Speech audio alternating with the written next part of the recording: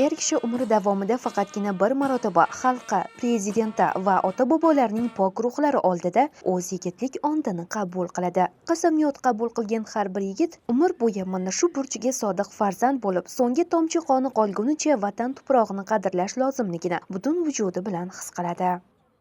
O'zbekiston Respublikasiga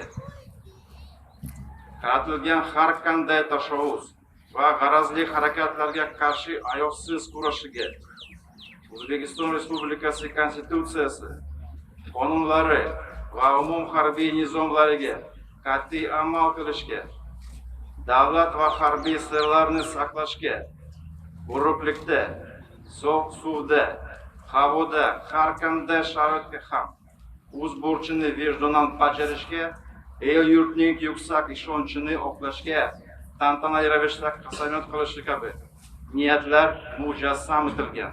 Biz yigit umrida bir bora sodir bo'ladigan ona vatanimizga qasamyod qildik.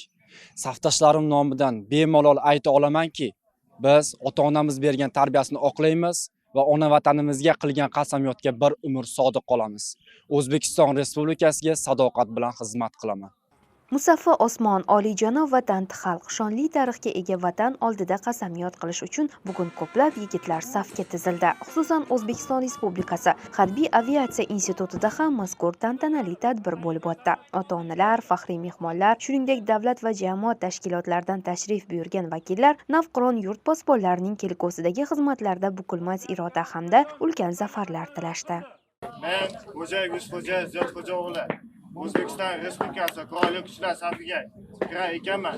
Davlatim timsoli bo'lmish muqaddas bayrog'ini o'pib, buyuk ajdodlarning pok ruhi oldida vatan oldidagi burchimni halol bajarishga bel bog'lab, vijdonim, ong-nomusim va sha'nimni o'rtaga qo'yib, har qanday sharoitda ham o'z burchimni vijdonan bajarishga, har qanday mashaqqatli sinov va qiyinchiliklarda ham yurtimning yuksak ishonchini oqlashga tantanali ravishda qasamyod qilib, halol bajarishga bel bog'lab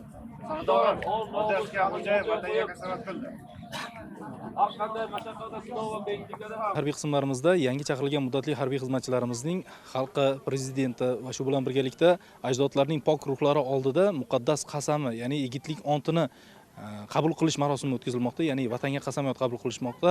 Bugun O'zbekiston Respublikasi Harbiy aviatsiya institutida ham mazkur bo'linma mavjud, ya'ni bu yerda o'qish jarayonini ta'minlaydigan va qo'shinlar xizmatini yuritadigan bo'linmani muddatli harbiy xizmatchilari bugun vatani oldida yigitlik burchini bajarish uchun ont qabul qilishdi, ya'ni vatan oldida qasamyod qabul qilishdi. Harbiy blok chiqishlari, madaniyat va san'at namoyandalarining bayramona kuy-qo'shiqlari mehmonlarga xush kayfiyat bag'ishladi. Askarlarning vatani oldidagi qasamyodi ota-onalarning yuzidagi quvonch va jajji qalb egalari bo'lmish yoshlarning ko'zidagi ishonch bilan yanada mustahkamlandi.